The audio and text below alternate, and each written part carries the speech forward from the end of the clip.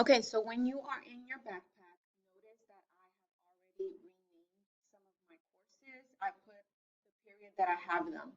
Yours normally looks like this. It just says the course name, and all you have to do is click on it to find out what period it is. At the bottom down here, it tells you the period. This is fourth period. So all you got to do is click on it and rename it however you want. I'm just going to add the fourth in the front so that the kids know that this is fourth period and so that I know that this is fourth period. Then you click on apps because we need to add our Google Meets app on here. Notice that it's gone because this is a new semester. So we're going to add new app and add your own app. We're going to name it Google Meets.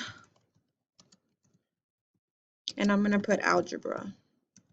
So Google Meets algebra.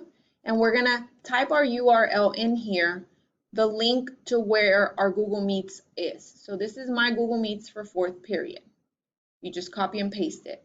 Select the icon and don't just choose any of these. You have to go actually type in the word meet so that this one's a cool one that we can use, but there's also this one. This is the icon for Google Meets. You can use this one for all of your classes so that the kids know just by looking at the icon that that's where you're going to be meeting. That's the link where you guys will be meeting virtually. Okay, so you can add whichever one you want.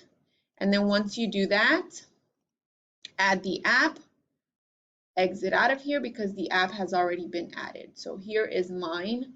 This is the one that I use. It says Google Meets Algebra. The kids know for sure that that's where they're going to be going to meet me during their period.